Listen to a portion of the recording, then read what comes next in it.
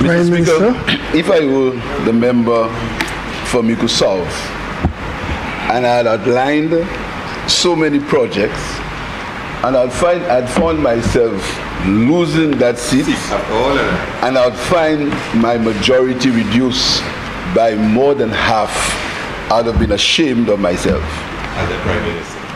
Because if the Prime Minister can come to this honorable house and call and speak about Sir John, and he cannot recall how he treated Sir John's daughter,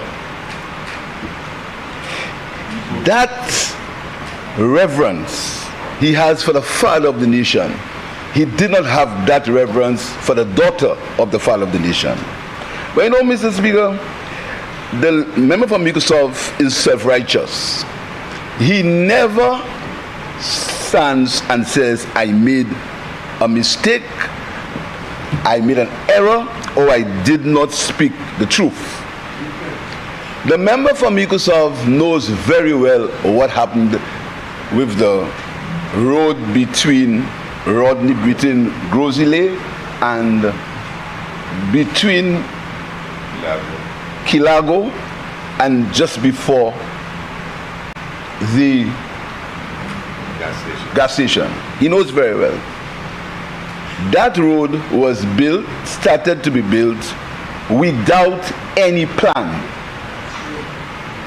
There was no plan to build that road. That road caused tremendous conflict in the Ministry of Infrastructure between the then Minister of Infrastructure and the project manager, who was actually somebody in charge of seeing about gardens in New York, who he called an engineer. The person who was in charge of that road was a gardener who took care of gardens in New York, and the member from Miku South called him an engineer and put him in charge of that road project. That road project had absolutely no design when it was started. That road project was a direct award given by another minister to a contractor with absolutely no designs or no drawings. These drawings were done on the job. And I do stop here. Mr. Speaker, on a point of order. Members, let's get this procedure correct. You don't put on your light and stand. Oh, my apologies, Mr. You put your light, I call upon you, at which point in time the member standing sits. We want to do procedure here, let's do procedure. Member from Miku South, what is the point of order? Speaking of point of order, the member is misleading the House. My understanding is that the Ministry of Finance is the one who gives the direct orders. Your point of order is on your understanding. Yes, Mr. Speaker. Okay. And again, Mr. Speaker, I think it's unfair, if I can indulge for a moment, Mr. Speaker, that we continue putting the public through he say, I say.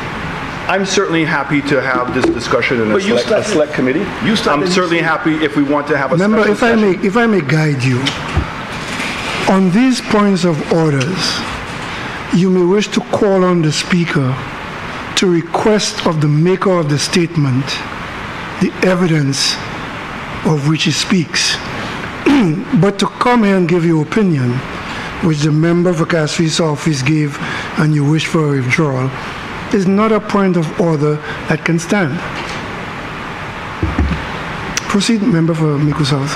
Thank you, Mr. Speaker. On a point of order, I'd like the member to withdraw the statement that he's made, and certainly if he's going to make that statement, Mr. Speaker, given that he's the Prime Minister, I would like him to bring the evidence of what he is saying. So if he's saying that the direct order was written by another minister, I think it's only fair, given the controversy. That's what you said. I didn't say written, I can write that order.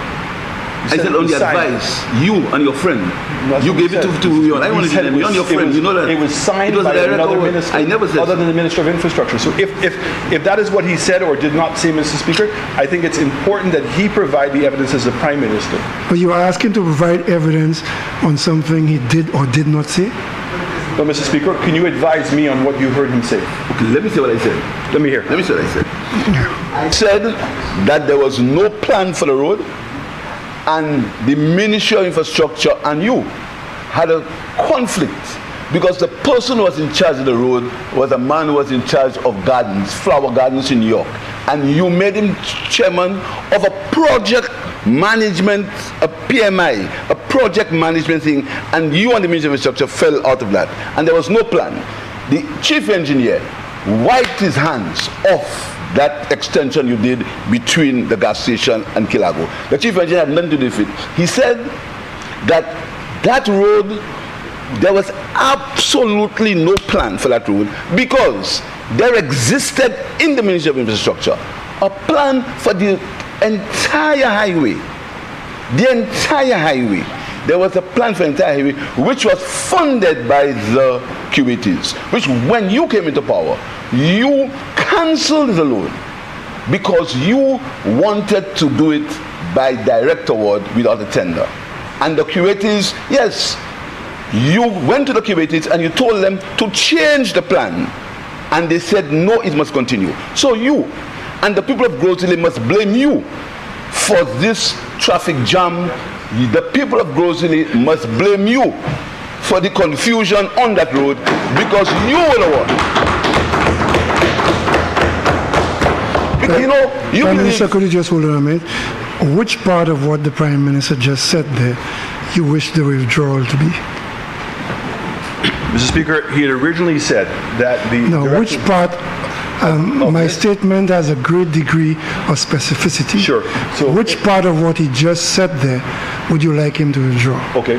The fact that he's making presumptions as to the communication between ourselves and the Kuwaitis, if he has evidence to support that, I would be happier with it. But the fact is, as a Prime Minister, he's not speaking as an opposition person. He must provide the facts.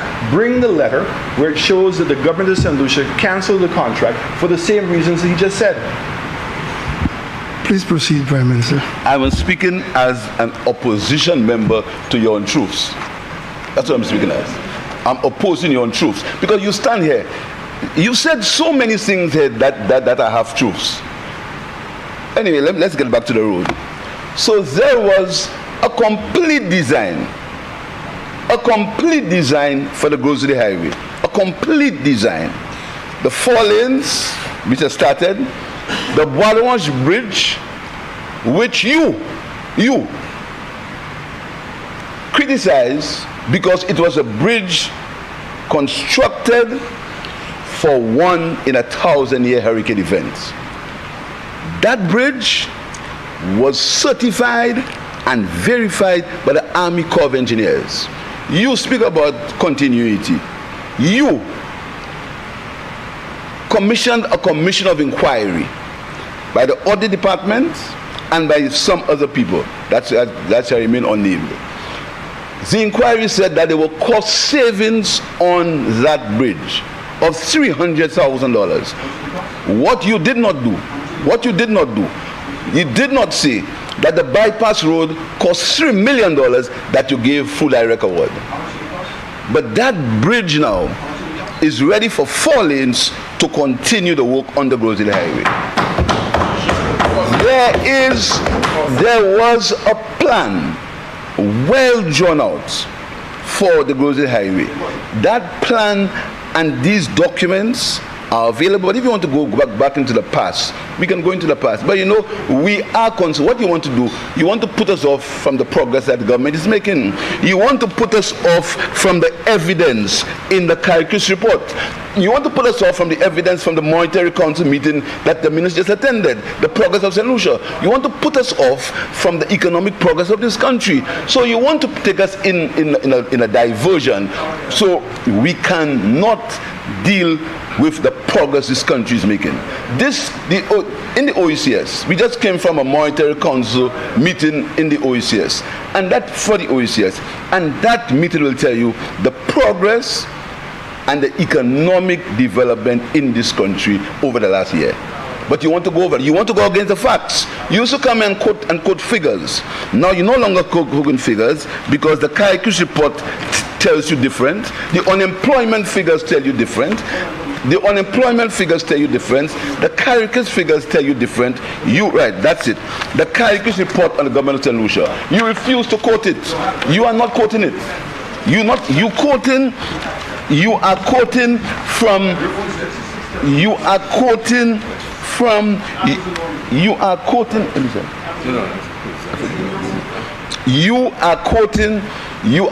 from your head, but you're not quoting from the facts. Caricus reports. The Monetary Council report we came from this morning about it. But let's get back to some of the things you said. You spoke about the Miko Health Center. Do you know that Miko Health Center was stopped in the year 2007 because the contractor was not one chosen by the United Workers' Party? Are you aware of that? Troops. You see, you like to insult people. You want to say all things, stand up. And when people, that health center was stopped. It started in 2006. The CDB, it was a CDB project. The CDB had chosen the contractor. When you won the elections, you stopped it. Not you, the United Workers' Party. I don't know about the location. I know the CDB had approved it. So you should not come here and mislead the House. Let's go back to the several things that you spoke about. You approved the Belarus doctrine that said if you do not support the United Workers' Party, you're not supposed to get anything. Your own member stood here and said if you just start to cry, if it's for that you cry and you just have to cry, you said nothing. You condoned state-sponsored victimization. You condoned state-sponsored victimization. You condoned it. You were the architect of state-sponsored victimization. You, the member for Miko South. That's one. I'll say it. The member for Miko South. You sit in this honorable house and you give the impression that you're such a champion for the needy and a champion for the poor, and our projects are pro this and that and protect victory. We have a right to protect the victory against you. We have a right to protect the victory against you, because if you are allowed to get back in government in this country, Kwapo spoke the pipe of the people of St. Lucia. So we have no problems in wanting to protect the victory. The victory is to allow you, to prevent you from ever becoming prime minister of this country. That's what the victory is. That's what the victory is. That victory, we must protect it. Yes, I have no say, but the people have a say. The people have a say. And it's because of the people's say you are where you are. The people put a say here. So you must not come to this house and mislead this honorable house of everything you said there. And I'm happy for you. Everything you said here in this house is a half truth. Everything you said here is a half truth. You fail to accept responsibility for your errors. You fail to accept. So what I'm saying to you, member for Miko South, is that this government will remain focused. We're going to remain focused. We're not going to be diverted. Look at the progress. Look at the systematic progress in this country. Look at education. Look at how we started from the basics moving forward. Look at the intervention we've made in small and medium-sized enterprises in this country. Look at how we are developing a new class of entrepreneur. We're not calling people non-entities. We're not saying because you did not have your father did not leave anything for you, your father didn't have a business, but yourself can't have a business. We are developing a new type, and you see the new energy in this country. You see an energy of progress. There's a new energy. There's an energy that you can feel it, and people come, and the only person, and you member of Miko South, you go all over this country saying bad things about the people of St. Lucia. You have gone to other countries, to other representatives, and you say the worst things about St. Lucia, all because the people of St. Lucia rejected you as prime minister. You must stop it. You speak about continuity. You told the public that a foreign entity would take the government to court. You talk about continuity.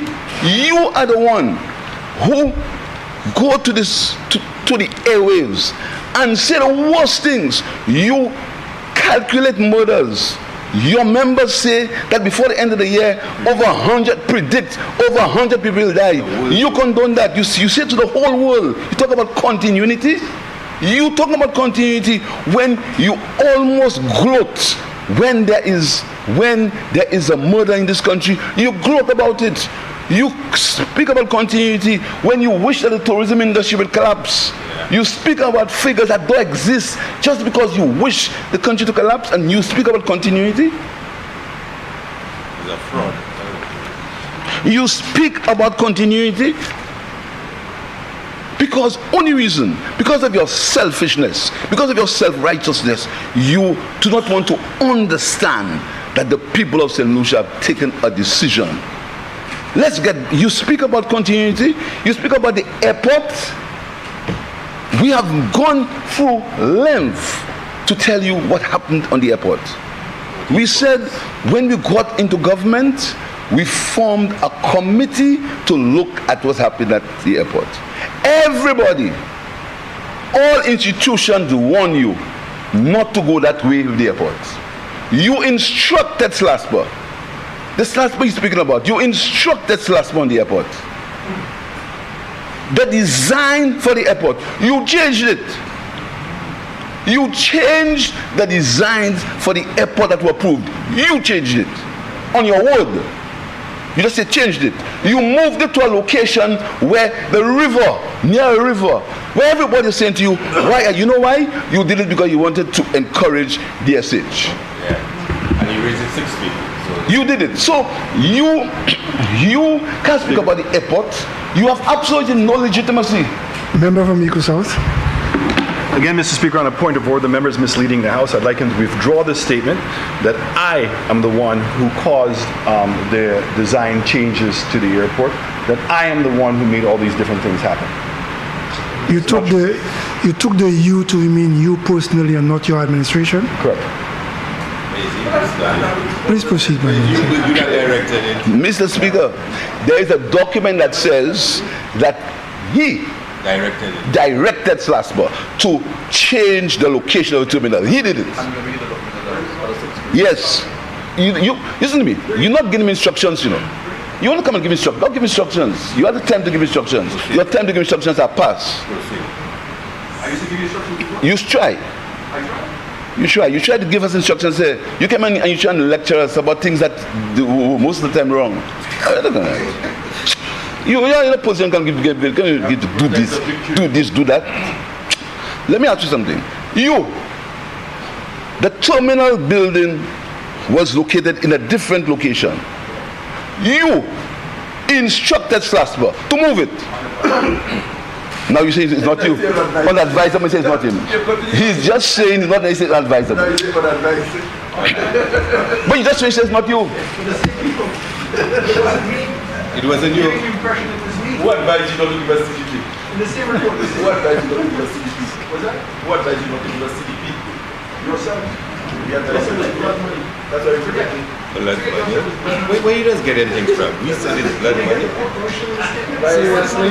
They buy a seat. It's super run. So we could breathe.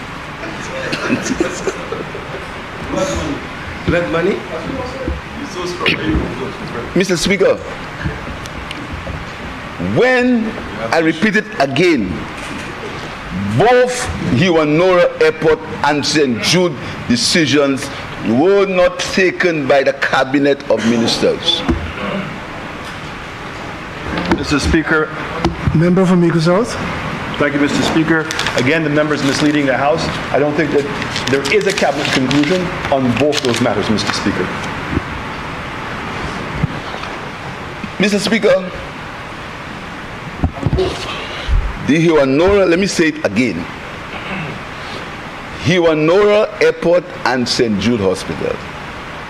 2 committees were formed before any decision was taken 2 committees were formed that did not include members of the cabinet. These committees made recommendations for both of these entities, and they recommended the steps that we are taking now. Let's go back to Hiwanura. The IFC, the International Finance Corporation, an arm of the World Bank.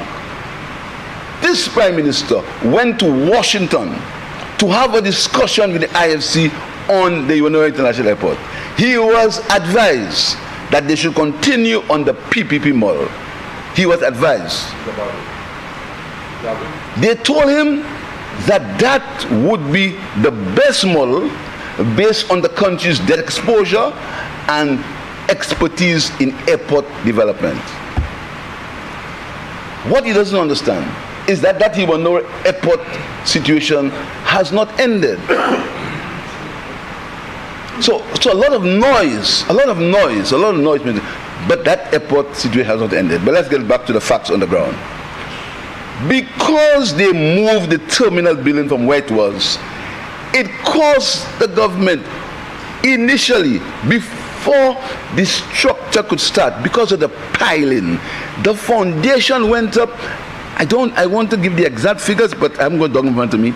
The foundation cost went up about $40 million because they moved the terminal from where it was supposed to be to where they put it, because of the piling that had to take place.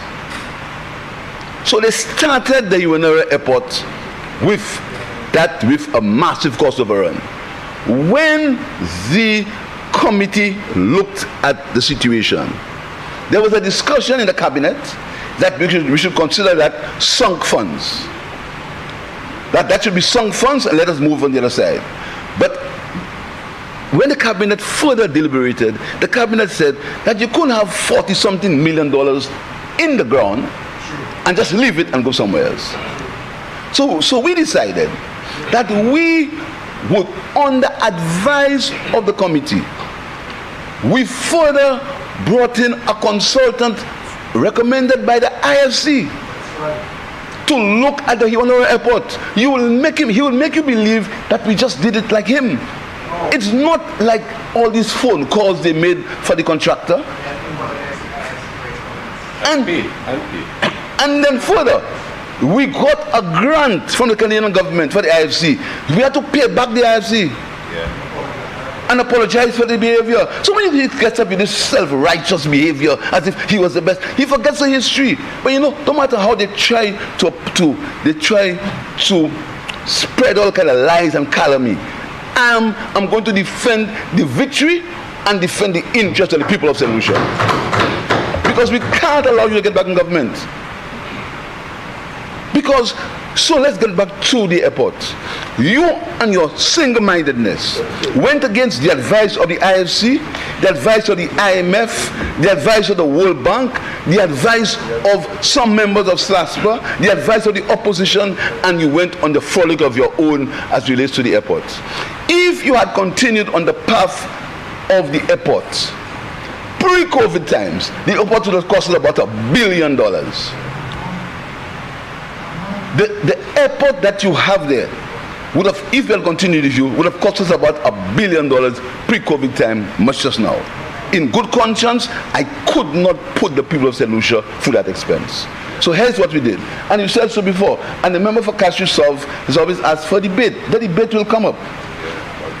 Because of the $46 million you'd spent on the piling, that was unnecessary, but made necessary because you had shifted the terminal building to ensure that your horse investment would survive.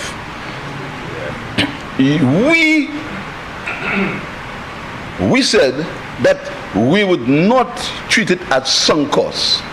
So as we speak, we are designing, because that airport, there was no bill of quantities. The largest infrastructure, that is the irresponsibility of the member from Microsoft. The largest infrastructural project in the country, there was no bill of quantities. There was no bill of quantities for the largest infrastructure project in the country. No bill of quantities. It was done on a project called as-bill.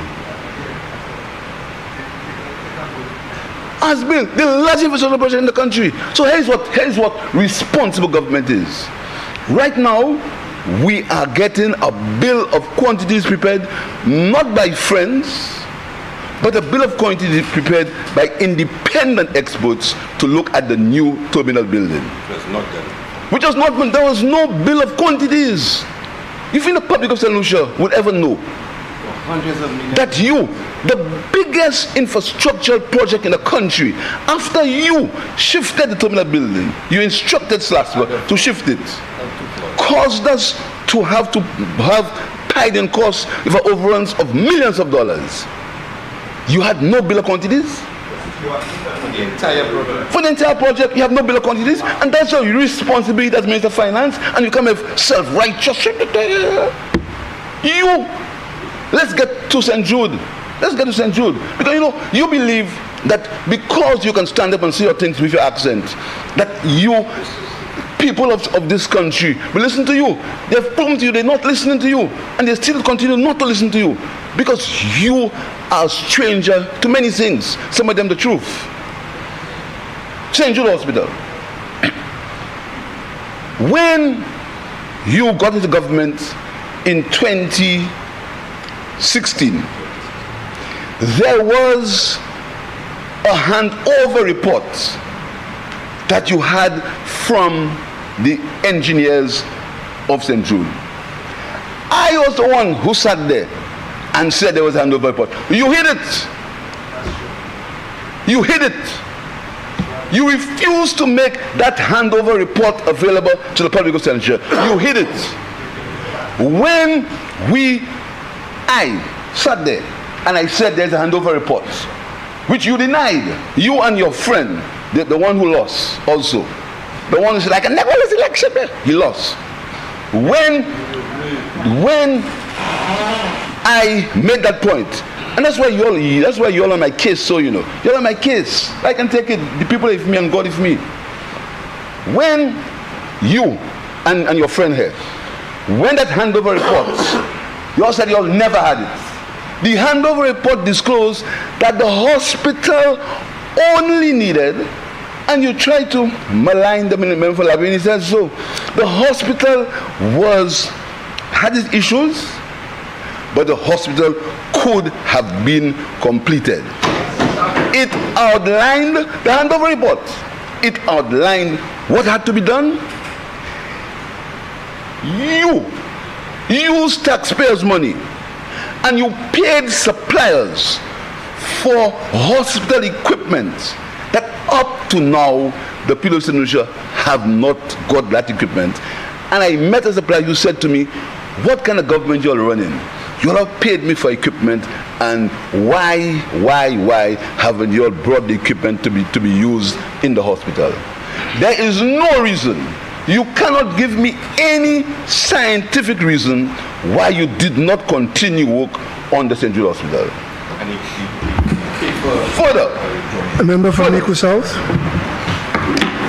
Speaker, on the point of order, the member is misleading the House, and I'd like him to withdraw the statement that he made about the contents of the report, in suggesting that the report outlined a process to proceed. The report I read made no such. You said it made no such. And that has been made a document of the House. And if we want to get into the veracity as to what he's speaking about, which I don't think I can do on a standing order, I will not. All I'm asking to do is to withdraw the statement, because the report that he's speaking of has been made a document in his House, and there's nowhere in the document in the House it says the things that he just said. Noted. The document outlined the handover report. Doesn't talk about handover report. The handover report. Out this mine? Yep. The handover. Where does the report again? The handover report outlined where the hospital was and what was needed to complete it. But they couldn't report. Then you commissioned the report. And that report that you commissioned also said that the report noted that the hospital was on a stop and go basis because there were no designated funds for the construction of the hospital. The report said so. The report that you commissioned. But the hospital could be used for the purpose of which it was built. It could be done. You understand? Your own report said so. You refused. You left the buildings. You talking about responsibility? You left millions of dollars for rats and for rats, for bats, for grass. You left these buildings to literally rot. You talk about responsibility? 3 years you left them. 3 years you left this. You left between 90 and $100 million to rot. Plus the fact, in your box, with your box, you had to use these same buildings to make your box functional. And that's what the public must understand. The box that you're building, the buildings, the original buildings, had to be used with the box for the hospital to be functional. And you must say that's not true. Rise on the point of order. The box could not stand alone. The box was never intended to stand alone. The box was to be used with the original buildings that you call old. So when you come and you make these examples, you come and you make.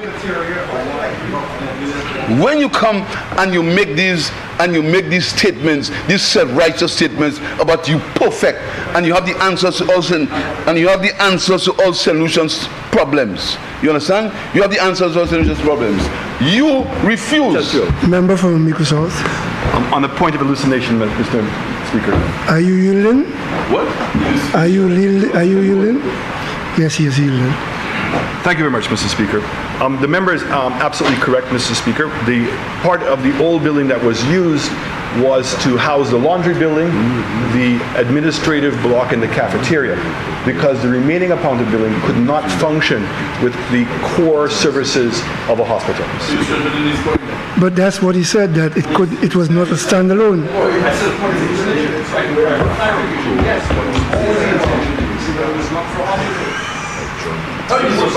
Please proceed, Prime Minister. Administration is not part of the hospital. Mr. Speaker, so with all his fiscal responsibility, he left about $90 million worth of work to be taken over by rats and bats and things. And we came and we cleaned it up. We restored it, you understand? And now, it's as we speak, these buildings have been restored. There are people who came from abroad, medical people, hospital people, and said, why did your government stop the work on that hospital? There is no reason, absolutely no reason, no scientific reason why the work was stopped. And I'll tell you, I can assure you, and this is why that is the problem. I can assure you, because of the planning and because of the motives of our government, which basically is only to provide proper health care for the people of St. Lucia. That's our motive. We are going to finish the construction of St. Jude Hospital for the people of St. Lucia. And you refuse to believe that. You refuse to understand that, because you had the opportunity. You had all the opportunity because we supported you. We told you to continue building the original buildings. We supported you. We're not like you, that you oppose everything we do. We supported you and you refused. Now, let's get back to the health and security level that you're speaking about. You pretending that you know that it's such a bad thing, etc. You came here and you spoke about we don't have enough money for health care and enough money for health care and for education. You said that you never spoke about the health and security levy. Now I gave one quote. You want me to give the other one? I gave one quote. If you don't tackle me, tackle me. Because you see, when I leave here, you're going to go and deny it. Because you're such a convincing fella at saying what you think the truth is. The truth is what you believe. You're so convinced. In fact, you've convinced some people on that they may even believe you. They may even believe you, or some of them believe you. You reduce VAT by 2.5%. Prices still went up. I want to ask the public of St. Lucia, what prices went down when you reduced VAT? Yeah. What grocery prices went down when VAT was reduced? Let's go along memory lane. You and your circles that go along memory lane. What grocery prices went down when you reduced VAT? What grocery prices went down? Did the prices in the supermarket go down when VAT was reduced? Did any of the food that we use, that the people of St. Lucia use, did these prices go down when you reduced VAT? They did not. And it's proven. When you reduce VAT, inflation was between 1 and 3% at its highest. Inflation has reached the highest level from probably 2008 or 2000 and that nature. 6% global inflation. 6%. All the supply chain issues. When pre-COVID there was deflation. There was deflation when you run the government, and you on record are saying that you should not. This guy. You're talking about 2.5% levy.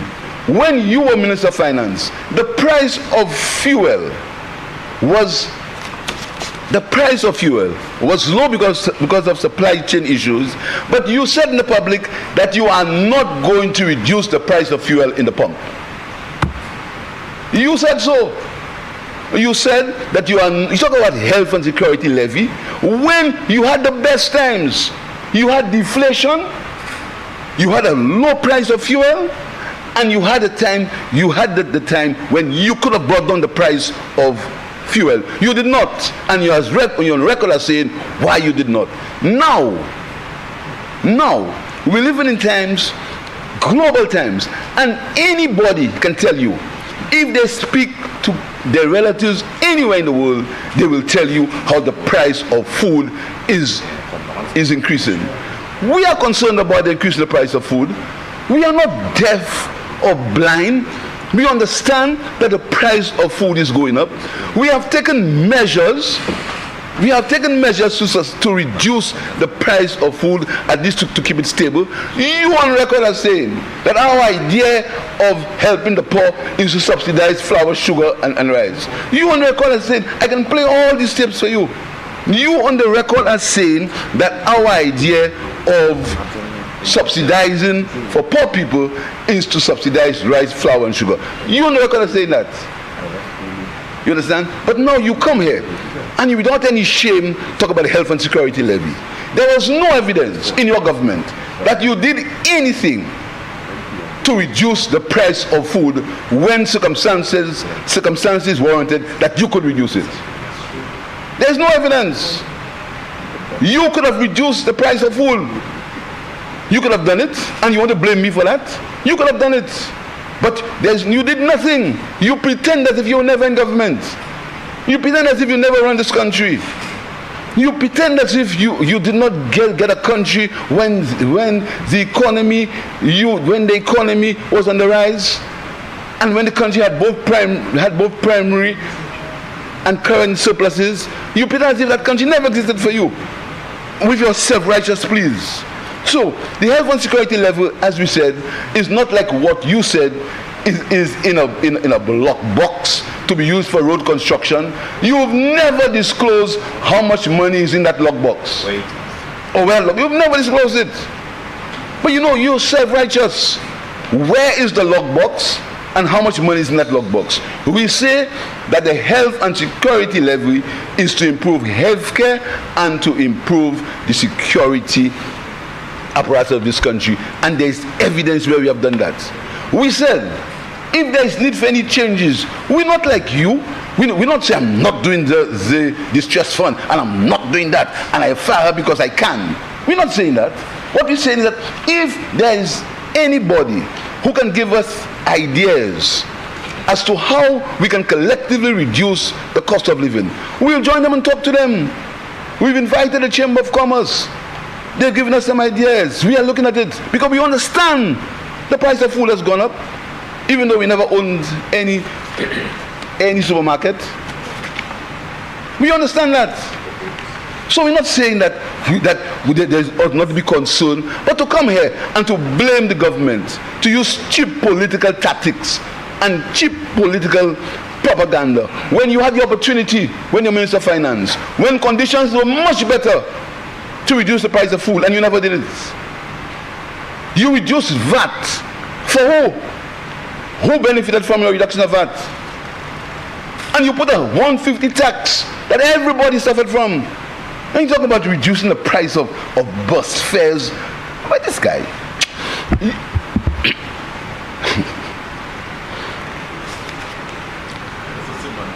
you see, Mr. Speaker, you had legislation that would tax charcoal, black pudding,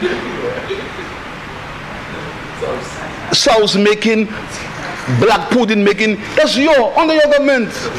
And you're speaking about the health and security levy that is only on imported goods that do not have, that are not VAT exempt or are not zero VAT. And we are in the process of revising it all the time. But you refuse to see that when we have done that, we have removed VAT on building materials that people use for the houses. You're not saying that at all. And look, go ask the hardware manufacturers, the hardware distributors, what is the effect of that removal of VAT?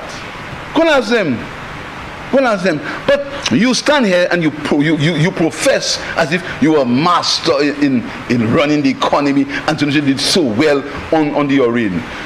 You must say your first 2 years before COVID, what you did, and let's compare the first 2 years under us.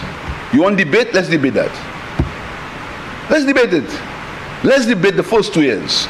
Finally, you on and on about land in Banan. I have told you several times before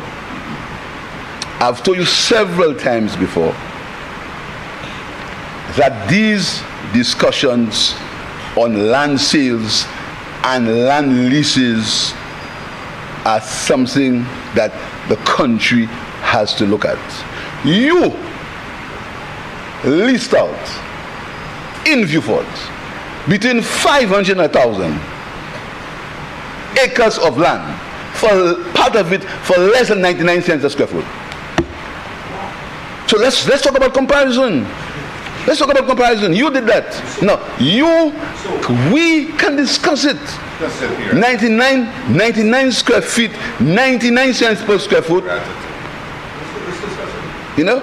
Also, but you've come here and you promised you were in negotiations with GPH.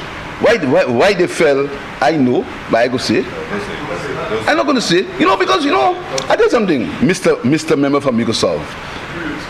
Sorry, Mr. Speaker. You come here and you speak about your self-righteousness and corruption, and if I was a fellow like that, like involved in TMT, but that's not how I was brought up. I know TMT fella, so I allow you to say your things. But people tell you not things, People talking, People, especially as the other government now, people talking. Don't think they're talking, Not because we are saying what they're saying. Don't believe they're saying. They're saying things. They're saying.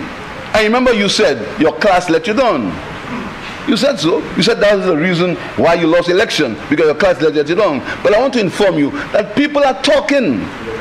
And when people hear you and your surrogates, making these statements of self-righteousness and making these accusations, they just shake their head and say, Father, forgive them for the people don't know what they've done. So, Mr. Speaker,